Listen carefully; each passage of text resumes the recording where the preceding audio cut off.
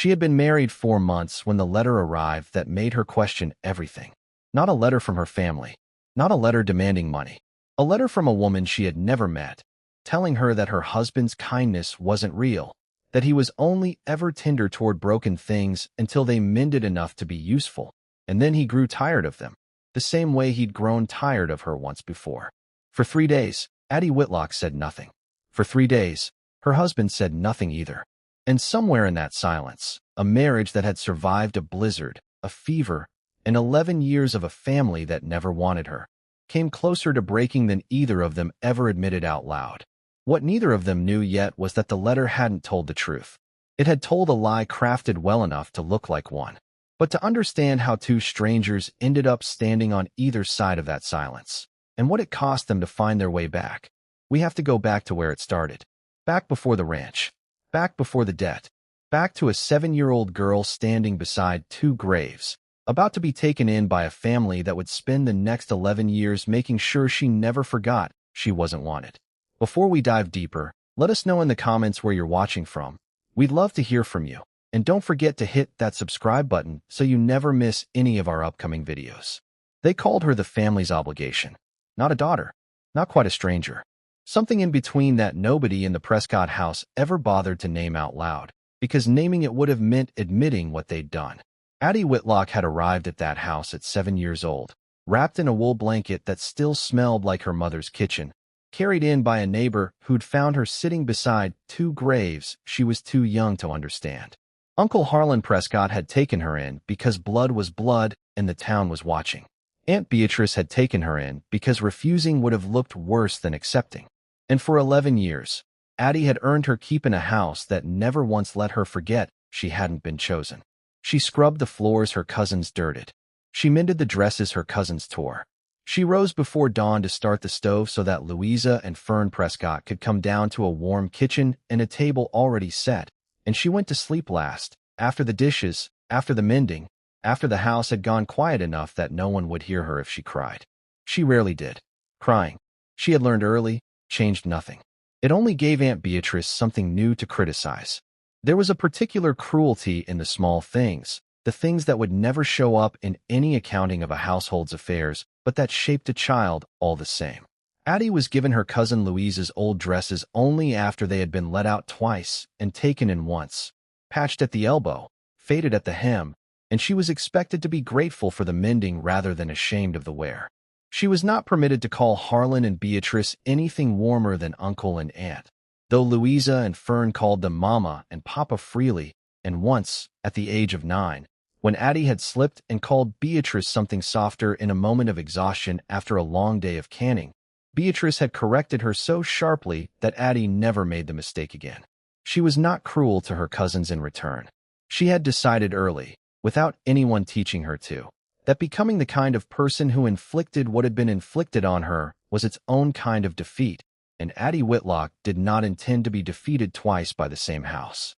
The town of Laramie Crossing knew, in the vague way small towns know everything and say nothing, that the Prescott's niece did the lion's share of the work in that household, while the Prescott daughters did the lion's share of the courting. Louisa and Fern were taken to socials in dresses ordered special from Cheyenne. Addie was left home to mind the store on the evenings her uncle wanted to drink instead of tally the books himself. She did not resent her cousins for the dresses, exactly. She resented, more quietly and more permanently, the particular arithmetic of a household that had decided, without ever saying so aloud, that some daughters were worth investing in and others were merely worth using. By the time Addie turned 18, the debt that would decide her future had already been building for 3 years, though she didn't know it yet.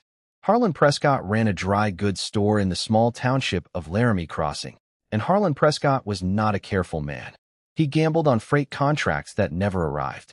He borrowed against the store to cover losses, then borrowed again to cover the borrowing, until the debt he owed to a rancher 40 miles west, a man named Josiah Marsh, who had quietly bought up half the paper on failing businesses in the territory as an investment, had grown into a sum that would ruin the Prescotts twice over if it ever came due all at once. Harlan knew this the way a man knows a storm is coming before the sky changes, with a dread he keeps drinking down so he doesn't have to face it sober. The lawyer who delivered the final demand, a narrow, unhurried man named Cyrus Dill, who had made a career out of collecting on Josiah Marsh's behalf, sat across from Harlan Prescott in the back room of the dry goods store and laid the numbers out with the flat patience of a man who had delivered worse news to better men.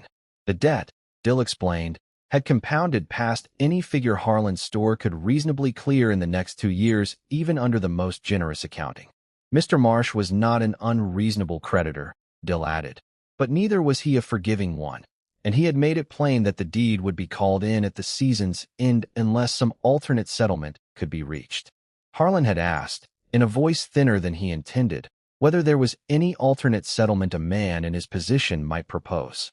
Dill had considered the question for longer than Harlan liked, then said only that Mr. Marsh was a widower of 34 with no children, and that men in Mr. Marsh's position sometimes found a different kind of asset more valuable than money owed on paper. He had not said the word wife. He had not needed to. Harlan Prescott understood the suggestion the way he understood every convenient truth in his life. Immediately, and with the deliberate choice to pretend he hadn't understood it until it became useful to admit that he had. And when the letter finally arrived from Josiah Marsh's lawyer, demanding settlement within the season or the deed to the store itself, Harlan Prescott sat at his desk for 2 full days before he found his solution, and the solution was not courage, and the solution was not honesty.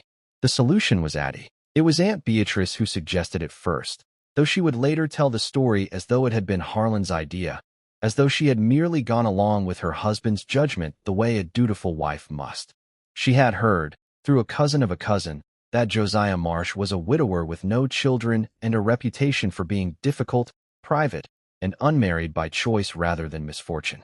A man like that, alone on a ranch that size, might be persuaded to forgive a debt in exchange for something more permanent than money. A wife. And if the wife in question happened to be the girl the family had been feeding and clothing out of charity for 11 years, a girl neither Louisa nor Fern would ever have to compete with for a husband of their own, then the arrangement solved 2 problems in the same stroke of a pen. Harlan wrote to Marsh's lawyer within the week, proposing the match as a settlement of the debt, framing Addie in careful language as capable, modest, and of good character, all of which happened to be true, though the Prescotts had never once said so within her hearing. Josiah Marsh's answer came back shorter than anyone expected. He would meet her, if she was willing. Nothing was decided beyond that. Nobody asked Addie if she was willing until the morning she was made to pack a single trunk with what few belongings she owned and told, over a breakfast she hadn't been invited to sit down for, that she would be leaving for Cheyenne within the fortnight to marry a rancher she had never met, in settlement of a debt she had never incurred. She stood in the kitchen doorway with a dish towel still in her hands and listened to Uncle Harlan explain it, as though he were doing her a favor, as though 11 years of unpaid labor had earned her nothing but the privilege of being married off to cover his mistakes. Aunt Beatrice did not meet her eyes. Louisa smirked into her teacup. Fern, the younger cousin, was the only one who looked uncomfortable, and even she said nothing. Addie set the dish towel down, folded it once, the way she folded everything, out of habit rather than defiance, and asked only one question. What sort of man was he? Nobody in that kitchen could answer her, because nobody had bothered to find out. The letters began before the journey did. Josiah Marsh's lawyer had suggested a correspondence, some exchange of words before 2 strangers were expected to stand before a preacher and mean it, and Addie had taken to the task the way she took to every task in that house, without complaint, and with more care than anyone had a right to expect from her.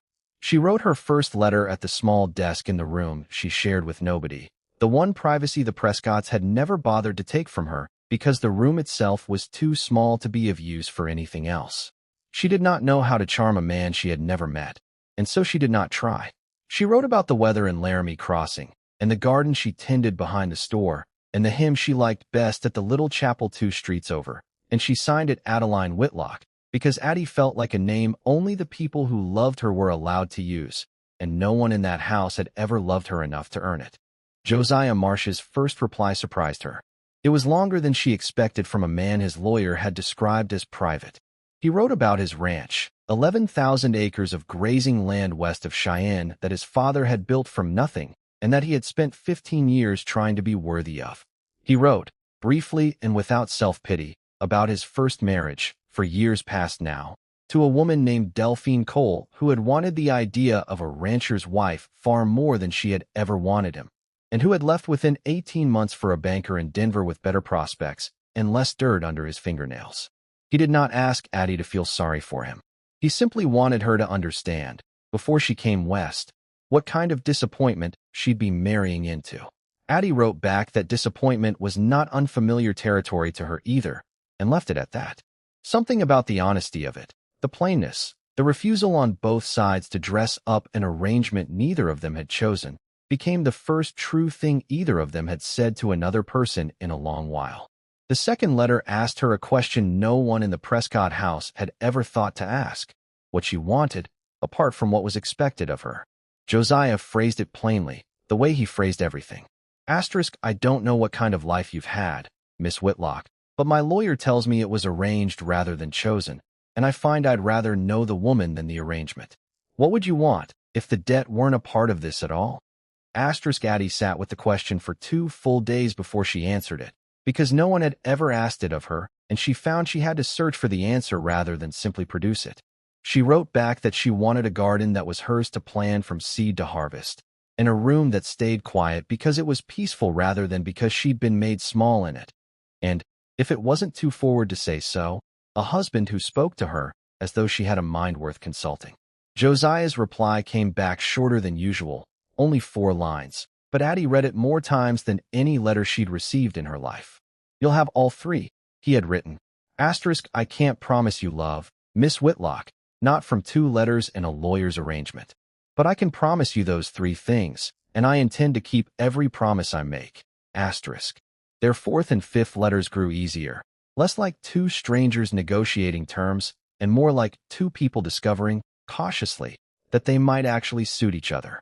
Josiah told her about the barn he'd rebuilt after the fire, and how he'd insisted on doing the framing himself rather than hiring it out, because his father had raised the first one with his own hands, and Josiah couldn't bring himself to let a stranger raise the second. Addie told him, in a letter that cost her more to write than she let herself admit, about her mother's shawl, the one item the Prescotts had never managed to claim as their own, and how she sometimes wrapped herself in it on the coldest nights just to remember that she had once belonged to people who wanted her. Josiah did not respond to that letter with sympathy, which Addie had half expected and would have resented. He responded with a single line that she kept folded inside her mother's shawl for the rest of the journey west. Then we'll see about giving you people who want you again. By the time Addie's trunk was loaded onto the stagecoach that would carry her the better part of a week toward Cheyenne, 6 letters had passed between her and a man she still could not picture clearly in her mind. She knew he was 34. She knew he'd built a second barn with his own hands after a fire took the first one 2 winters back. She knew he preferred coffee black and had no patience for excuses, his own included. She did not know the color of his eyes or the sound of his voice, or whether he would look at her the way Uncle Harlan's letter had promised, as a fair and willing bride, or the way she suspected he actually would, as a debt finally collected, wearing a dove-gray traveling dress instead of a bank note. The journey west took 6 days, and Addie spent most of them memorizing the shape of a life she was leaving without regret, and a life she was entering without expectation. She had packed carefully but sparsely, 2 work dresses, a shawl that had belonged to her mother and was the only thing in the trunk the Prescotts had never claimed the right to sell, a small tin of hairpins, and the 6 letters, tied together with ribbon and kept close enough to touch when the coach grew too quiet and her nerves grew too loud. She was not afraid of hard work. 11 years in the Prescott house had made certain of that. She was afraid. In the private way she allowed herself to be afraid only when no one was watching, of arriving to find that Josiah Marsh's plainness and ink had been kindness in disguise for a stranger he'd never actually have to marry, and that the man himself would look at her the way every Prescott had looked at her for 11 years, as a burden that had simply changed addresses. He was waiting at the depot when the coach finally rolled into Cheyenne, and Addie knew him instantly, though no letter had described his face. He stood a little apart from the small crowd, tall and sun-weathered in a fawn-brown canvas coat gone pale at the shoulders from years of weather, his hat brim low enough to shade eyes that, when she finally stood close enough to see them, were a gray so pale they looked almost silver in the afternoon light. He did not smile. He did not rush forward the way a man greeting a bride might be expected to. He simply studied her for a long moment, the way a rancher studies land he's about to put money into. And then he removed his hat, which Addie would later understand was the closest thing to a formal greeting Josiah Marsh knew how to give, and said only, "Miss Whitlock, I hope the journey wasn't too hard on you." It was not romance. It was not warmth. But it was more courtesy than 11 years in the Prescott house had prepared her to expect, and Addie found she had to look away from him for a moment before she trusted her voice enough to answer. He carried her trunk to the wagon himself, waving off the depot porter who offered to help, and the ride out to the ranch passed mostly in silence, though it was not an uncomfortable one. Addie found herself studying the land as it unrolled past them. Open, rolling grass gone gold with early autumn, distant hills the color of the shawl he hadn't given her yet, a sky wider than any she'd known in Laramie Crossing. And she understood, somewhere in that quiet ride, why a man might spend 15 years trying to be worthy of a place like this. Josiah broke the silence only once, gesturing toward a distant ridge line with the easy authority of a man naming something he'd built rather than merely owned. "That's the North Pasture," he said. "Runs about 2,000 head this time of year. My father cleared the first section of it with a mule and a plow he'd bought secondhand, and I've never once managed to work it without thinking of him." Addie asked, carefully, whether he missed his father. Josiah considered the question longer than she expected. "Every day," he said finally, "but less like a wound now and more like weather. It's just part of the climate of being here." Addie thought, though she didn't say so aloud, that she understood exactly what he meant, and that perhaps grief carried long enough eventually settled into something a person could live inside rather than merely survive. The wedding took place 4 days later in a small chapel outside Cheyenne, attended by exactly 6 people, none of them Prescotts.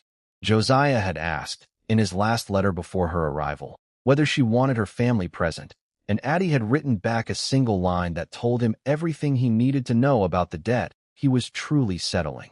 "I would rather begin this new life without the people who were glad to be rid of me in the old one." He had not pressed further. On the morning of the wedding, Addie wore the dove-gray traveling dress because it was the only garment she owned that wasn't already worn through at the seams, and Josiah, without a word of explanation, brought her a small parcel wrapped in brown paper an hour before the ceremony. Inside was a shawl the color of rust and autumn wheat, soft wool, clearly not new, clearly cared for. "It was my mother's," he said, not quite meeting her eyes. She'd have liked it worn by somebody who'd actually earned a kindness, for once, instead of just been handed one. It was the first time anyone had suggested to Addie that she had earned anything at all in her whole life, and she had to turn toward the window to keep him from seeing what the words did to her face. The ceremony itself was brief, conducted by a circuit preacher named Reverend Ames who had married half of Cheyenne's ranching families and buried the other half, and who read the vows in the plain, unhurried cadence of a man who understood that a marriage's worth would be decided long after he'd left the room. Addie said her vows steadily, though her hands trembled slightly around the small bouquet of late wildflowers Mrs. Pruitt's daughter-in-law had gathered for her that morning, a kindness from a stranger that struck her harder than she expected given how few kindnesses from strangers she'd been offered in her life. Josiah's voice, when he spoke his own vows, carried none of the careful reserve she'd grown used to in his letters. He looked at her directly, the pale gray of his eyes steady in a way that made the small chapel feel, for just a moment, considerably less small, and he promised her the things he'd already promised in ink: a garden, a quiet room, a mind worth consulting, and added one thing he hadn't written in any letter. "And I'll promise you this too," he said, "though nobody asked me to. I'll spend whatever years I'm given making sure you never once regret the day your family sent you west." Addie did not trust her voice enough to answer in words. She simply nodded, and Reverend Ames, who had seen a great many brides in his years and understood the difference between a nod born of obligation and one born of something else entirely, smiled for the first time since the ceremony began. The ranch itself came with 2 people who mattered more to Addie's early months there than she expected. Emmett Sorrell, Josiah's foreman, was a broad, quiet man in his 50s who had worked the land since Josiah's father ran it, and who watched Addie for the first several weeks with the careful skepticism of a man who had seen his employer disappointed by a wife, once already, and had no intention of pretending optimism he didn't feel. It was Addie's habit of rising before the hired hands to have coffee ready, unasked, that finally won him over, and by her second month on the ranch, Emmett had taken to touching his hat brim to her every morning with a respect he clearly hadn't planned on giving so easily. Mrs. Odom, the housekeeper who had run the Marsh household long before Addie arrived and had watched Delphine Cole run it into the ground after, was slower to warm, having learned the hard way not to trust a new Mrs. Marsh until she'd proven herself in the particular currency of the ranch, showing up, day after day, for work nobody was forcing her to do. It was Josiah who said it first, for months into the marriage, on an evening when a late spring storm had trapped them both indoors and the lamplight had turned the kitchen the color of warm honey. He had been watching her mend a torn cuff with the same unhurried care she brought to everything, and when she looked up to find him staring, she expected him to look away, the way he always had before. He didn't. "I wrote to my lawyer that I'd take a wife to settle a debt," he said quietly, "because I told myself that was all this needed to be.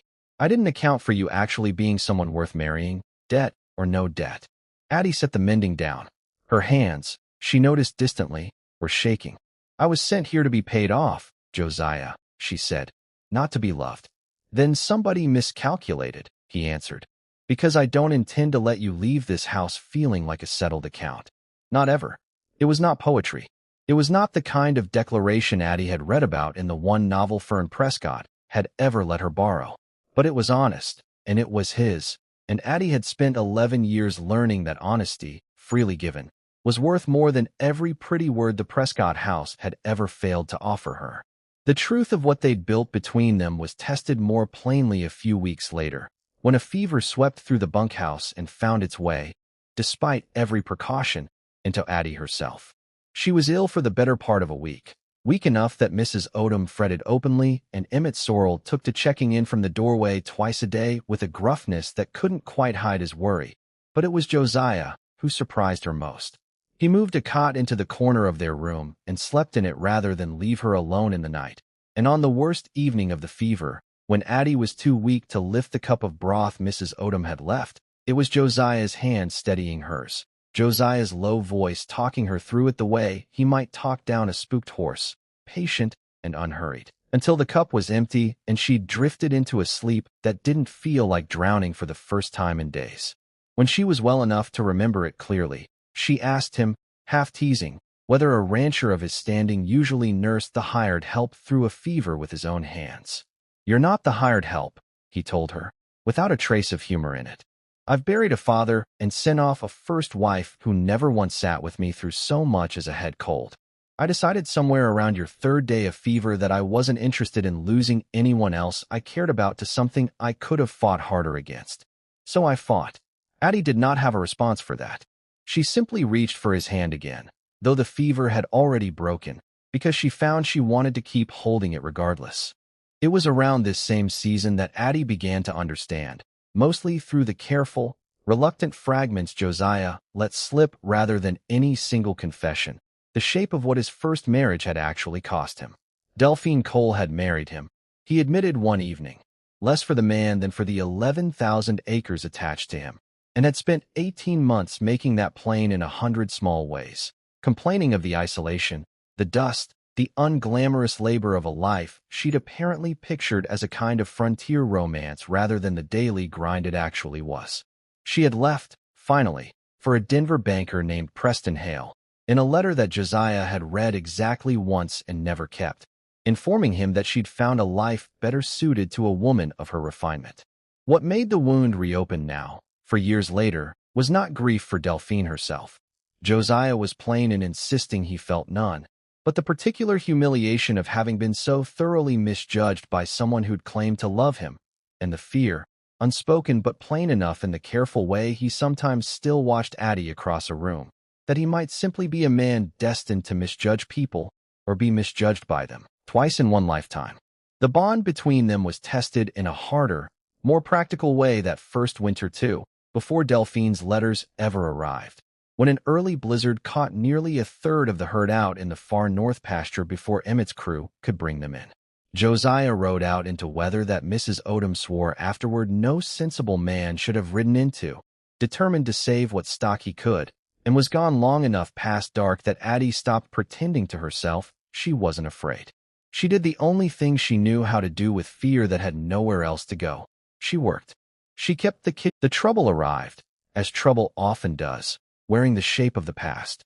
Delphine Cole, the first wife who had left Josiah for a Denver banker 4 years prior, had, by the family grapevine Addie would later piece together, discovered that her former husband had remarried, and discovered further that his new bride came from a family in debt to him, arranged rather than chosen.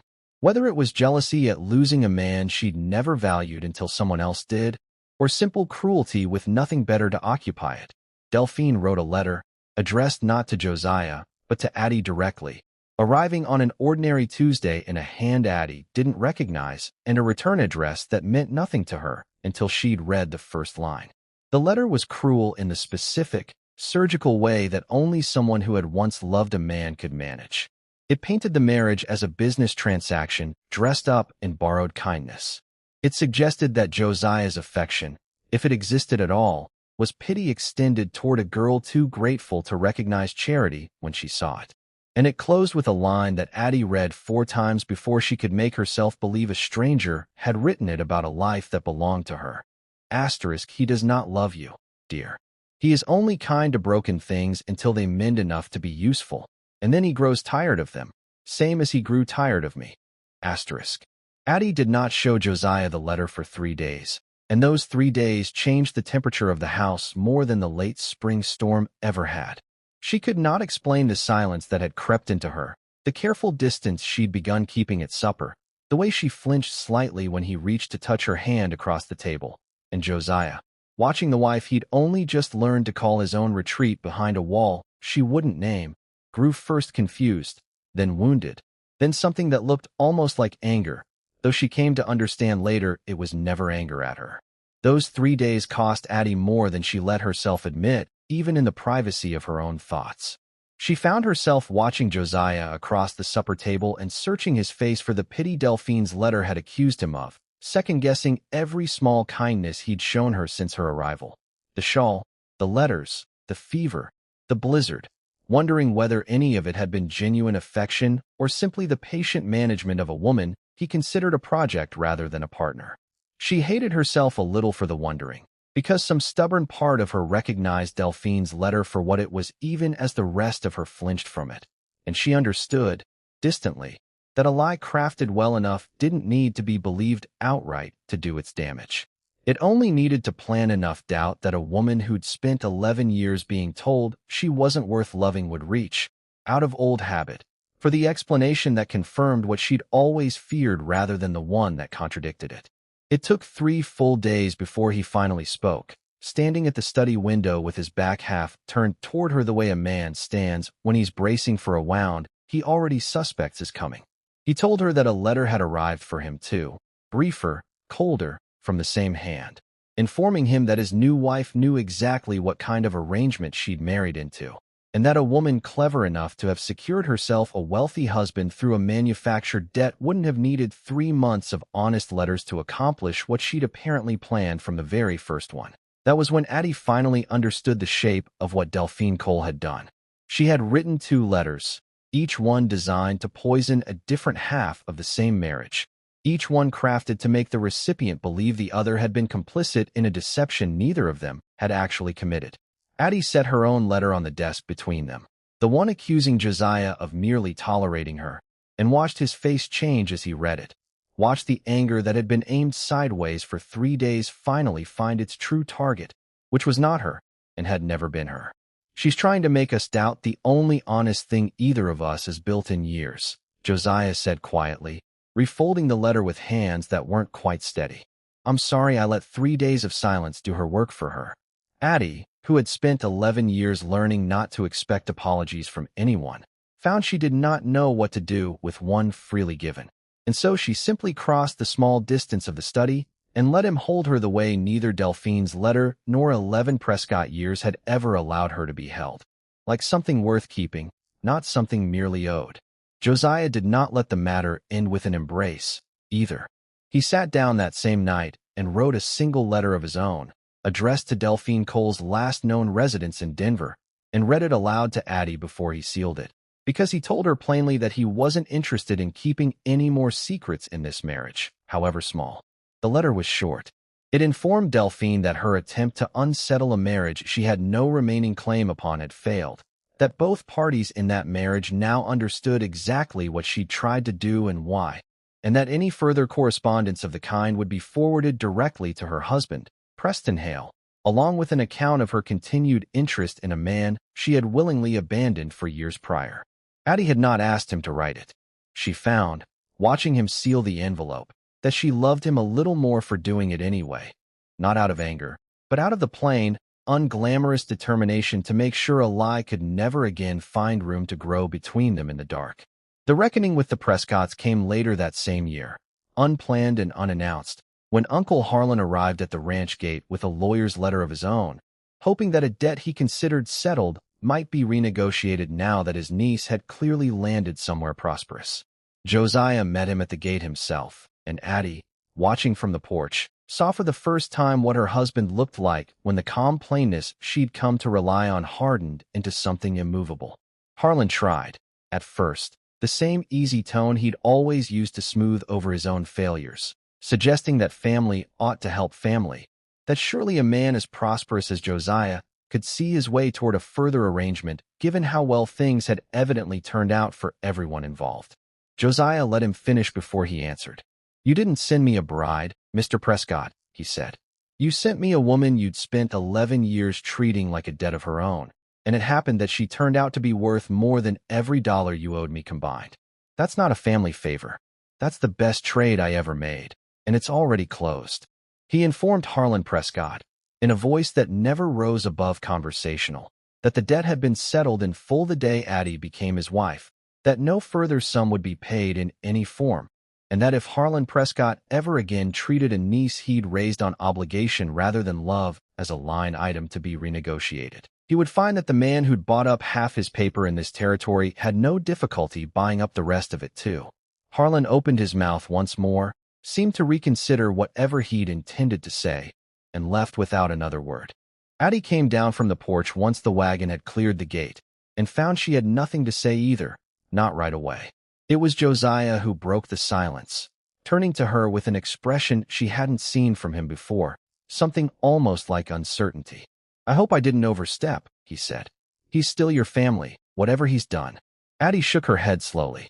"He stopped being my family the morning he told me over a breakfast I wasn't invited to that I'd be married off to settle his debts," she said. "You didn't overstep, Josiah. You said the thing I never had anyone to say for me." He reached for her hand then, and she let him take it, and they stood together at the gate for a long while, watching the dust from Harlan's wagon settle back into the road, until there was nothing left of the visit but the quiet, considerable relief of a debt finally, truly closed. Addie, watching her uncle's wagon disappear down the long dirt road toward Laramie Crossing, felt something in her chest a knot that had been tight since she was 7 years old, standing beside 2 graves, waiting to be told where she belonged. It was Fern who came back, 3 weeks later, arriving alone on the stage without her parents' knowledge, to say the things she'd been too frightened to say on the morning Addie left home. She stood in the Marsh kitchen twisting her gloves the same way she'd twisted her sleeve a year before, and told Addie that she'd finally spoken to her mother about what the family had done, that the conversation had gone badly, that she suspected it would go on going badly for a long while yet, but that she'd decided she'd rather be estranged from a family she couldn't respect than comfortable inside one she couldn't. "I'm not asking you to forgive Papa," Fern said. "I'm not sure I've forgiven him myself. I only wanted you to know that somebody in that house finally said out loud what should have been said 11 years ago." Addie, who had spent so long deciding that becoming hardened was its own kind of defeat, found that she still had room enough in her to be moved by a cousin's late, imperfect courage, and she made up the spare room that night without being asked, because a home built on kindness, she was learning, had space enough to extend a little further than the 2 people who'd first built it. By the time the first snow came to the ranch that winter, Addie Whitlock Marsh had stopped flinching when kindness was offered to her. She had stopped waiting for the affection in her own house to reveal itself as conditional. She had learned, slowly and without anyone rushing her toward the lesson, that a debt paid in obligation could still, against every reasonable expectation, become a marriage paid in love, that the family who had sent her west to settle their failure had accidentally handed her, in the same careless transaction, the first home in 18 years that had ever wanted her simply because she was there, and not because she owed anyone anything at all. 2 years passed, and then 3, and the Marsh ranch grew in the ordinary way that well-tended things grow. A third barn, a larger herd, a garden Addie had planned from seed to harvest exactly as she'd once told Josiah she wanted, tucked behind the house where the morning light lasted longest. Their first child, a daughter they named Vera after Josiah's mother, was born in the spring of the 3rd year, and Addie held her in the same rocking chair Mrs. Odom had once used to nurse Josiah himself as an infant, and thought, without any of the old bitterness that thought might once have carried, of the 7-year-old girl who'd arrived at the Prescott house with nothing but a blanket and 2 graves behind her. She had built, out of a debt no one had ever asked her opinion on, a life entirely her own choosing. Emmett Sorrell taught Vera to sit a horse before she could properly walk. Mrs. Odom claimed the child's first word, insisting it sounded far more like her own name than anyone else's. Fern visited twice a year without fail, and the estrangement from Harlan and Beatrice Prescott, though never fully mended, softened enough over time that Addie found she could think of her aunt and uncle without the old tightness in her chest. Not forgiveness, exactly, but something closer to indifference, which she had learned was its own kind of peace. Louisa never wrote at all, and Addie found, to her own quiet surprise, that she no longer minded. Josiah, Marsh liked to say, in the years that followed, whenever the story of his marriage came up among ranch hands or townsfolk curious enough to ask, that he'd gone into the arrangement expecting to collect on a debt and had come out the other side owing a debt of his own, one he intended to spend the rest of his life repaying, gladly and in full. Addie, for her part, stopped thinking of herself as something sent west to settle someone else's failure. She had become, in the only accounting that ever mattered to her, a woman who was simply, finally, wanted. If this story moved you, let us know in the comments where you're watching from tonight, and don't forget to subscribe for more stories like this one every week.